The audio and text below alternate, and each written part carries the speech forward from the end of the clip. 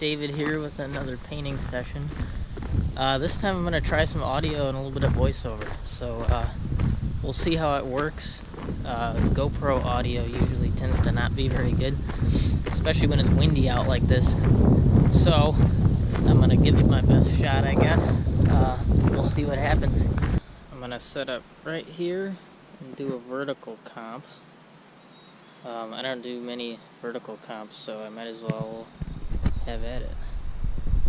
I don't have that much stuff, but I always feel like I have a ton of shit to set up every time, even though all it is a tripod and a painting box and some paints, but it just always feels like it takes 100 years. So start setting up.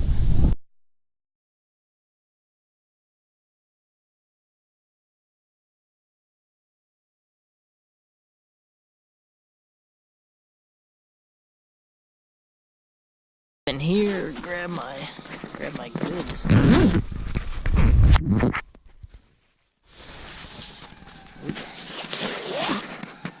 Got a cheap ass Master's Touch panel. Oop. And no tray to put it on.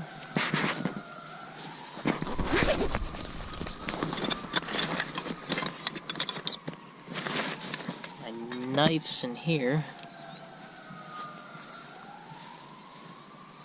Switchblades.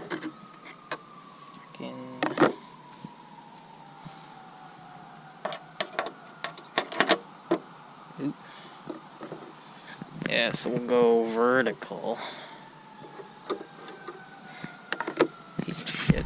Oh, this shows up from there. Also, I wonder if I have to actually flip it like this. Oh god, that's gonna be a pain in the ass. I shouldn't have gone vertical. Half shade, half sun. Beautiful. Stir up a nice pool of black stuff and start sketching. Ugh.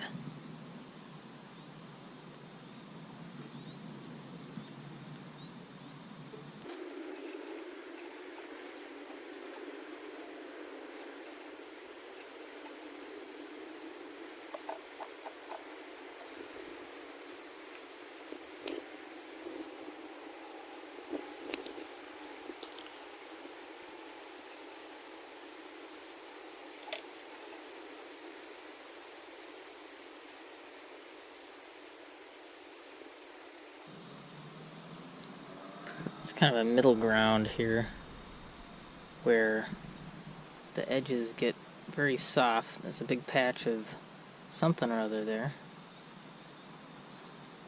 A lot of really fine twigs, and when your eye sees them from really far away, the edges get blurred out because your eyeballs can't track all that information, especially from far away. So we'll have a really soft edge here on the top and the bottom, and then a soft value transition too. Obviously darker on the bottom because it's closer to the ground, less light, and lighter on top. Got this yellow goldenrod right in front. Should make a nice compositional element. I don't know how saturated I'll make it, but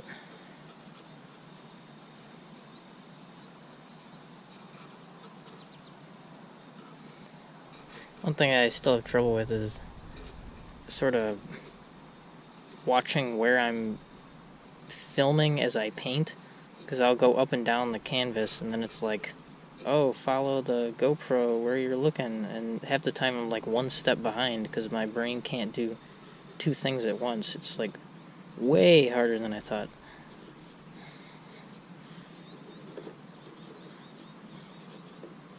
Now talking at the same time, I don't know, this might just turn into complete shit. We'll see.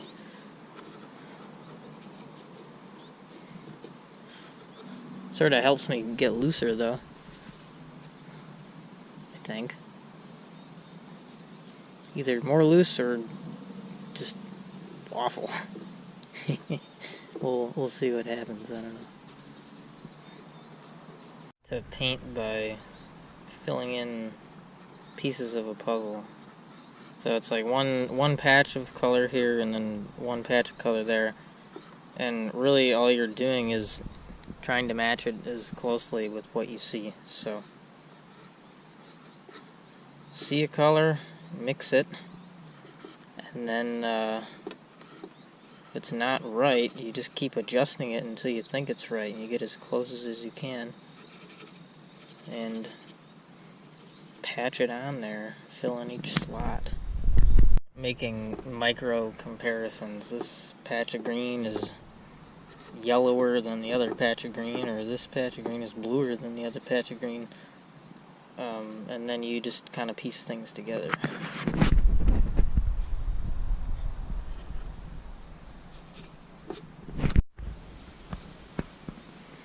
This shadow indicated here.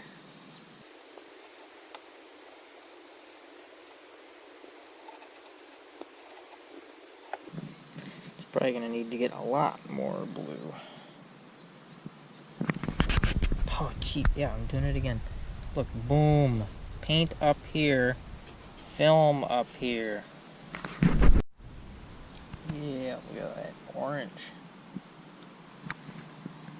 Orange in the shadow.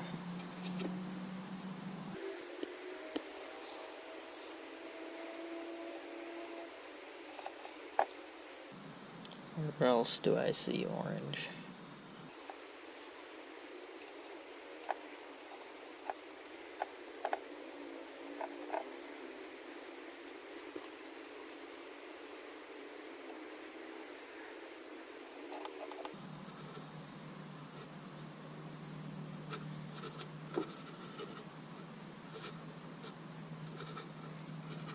Neon green. Don't ever use a color like that. That is disgusting. You will be banned from the art world. Okay, so don't fucking do it.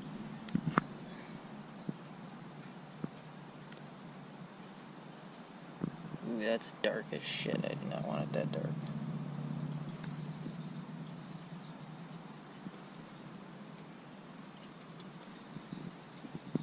See? There you go. Muted.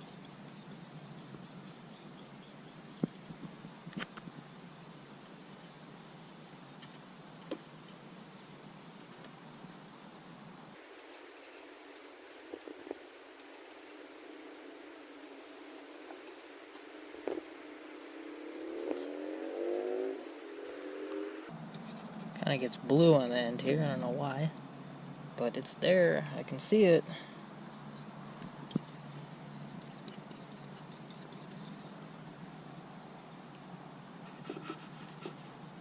Ugh. Shit.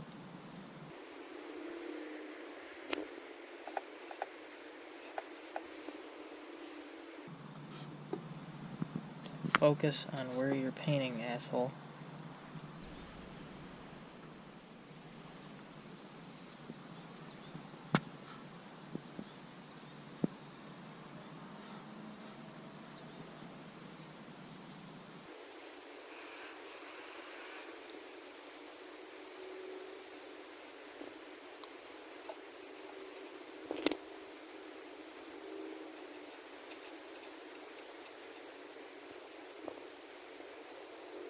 Some muddy shit in there. Some muddy shit.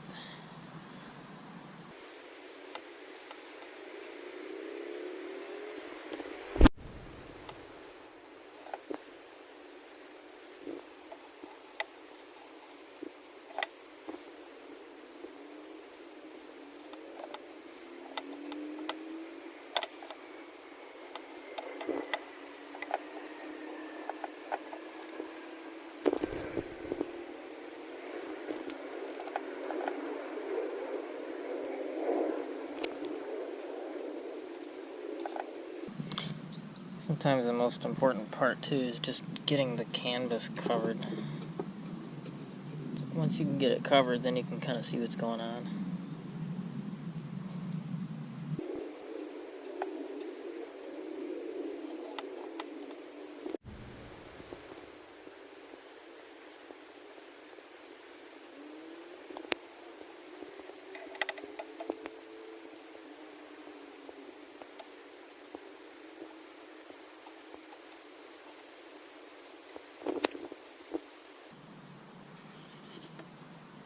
Yuck.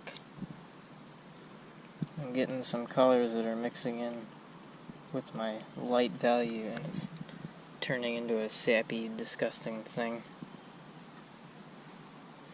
Gotta be real careful to keep putting paint on your brush, because eventually it'll just get filled with everything that it touches and it turns into mud.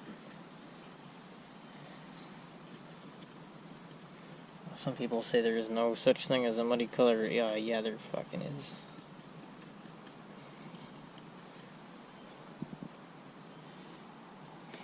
Maybe relatively speaking there isn't, but when you're painting on here, you need something that works.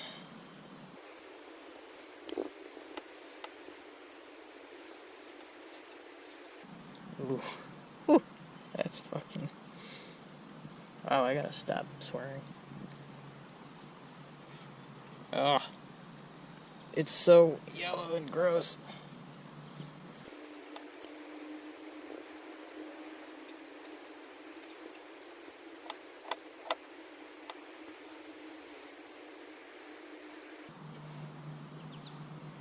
Soften this edge because it's a shadow on foliage. It's not that sharp.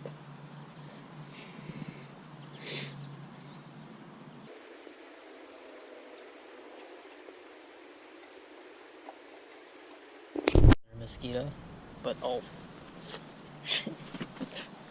fine.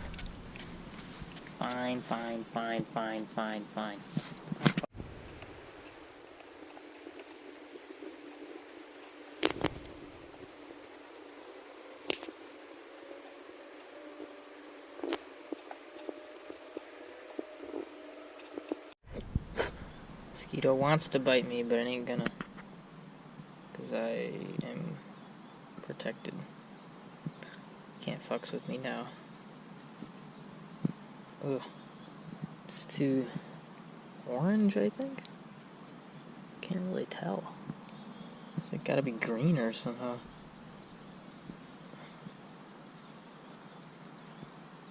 I didn't think it was that green.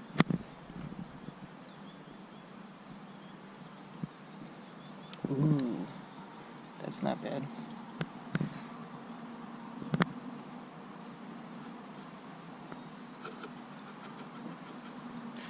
Now this is that soft edge that I was talking about, so I'm just gonna kind of mash it in there. Go around the goldenrod.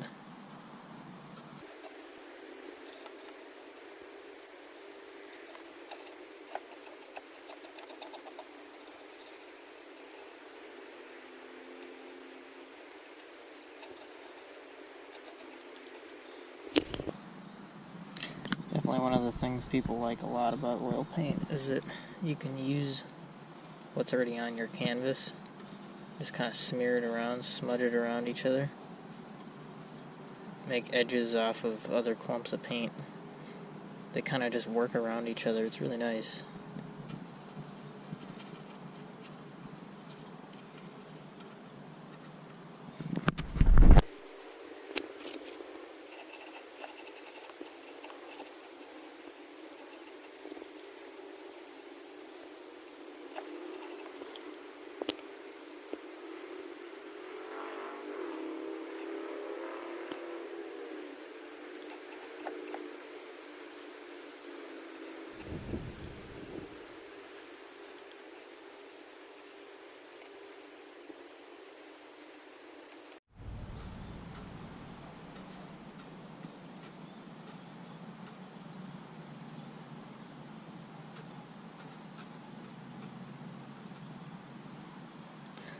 A little more depth.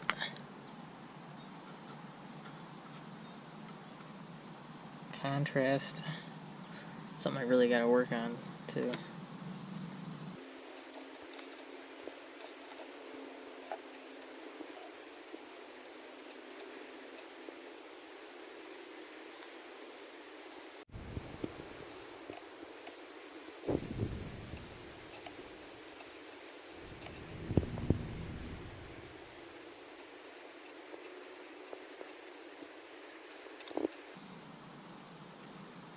Look at how fast that black turns into garbage. As soon as it touches this, it's just fucked.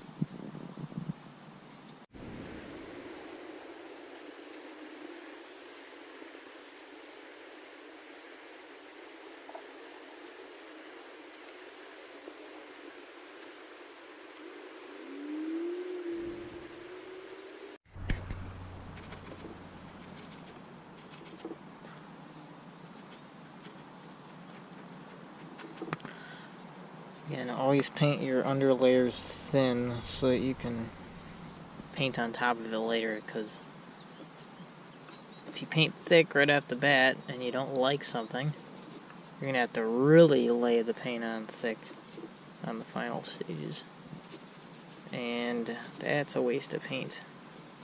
Or at least, in my opinion. I don't know. I'm broke, so...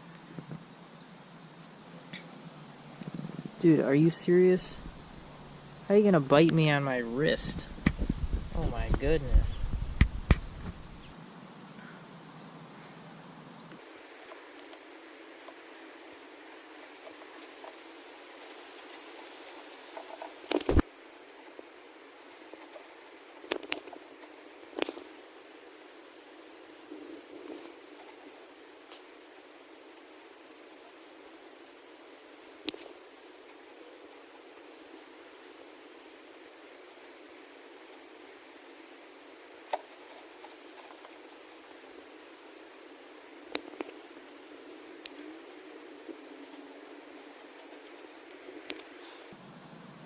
And this part up here is kind of a faded tree where it's just branches.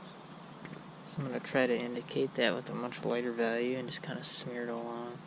Ooh, that's not light enough.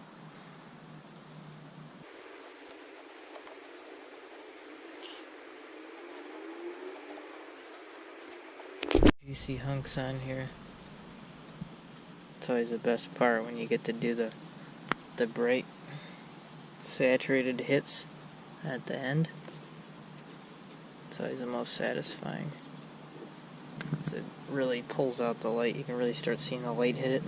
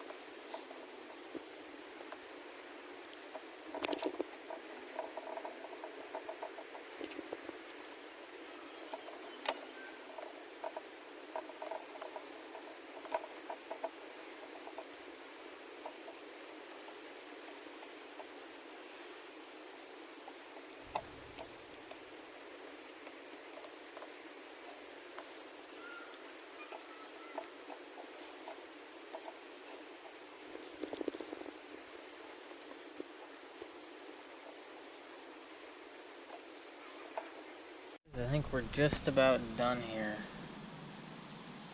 Finished up some extra marks, a few extra touches. Should be all set.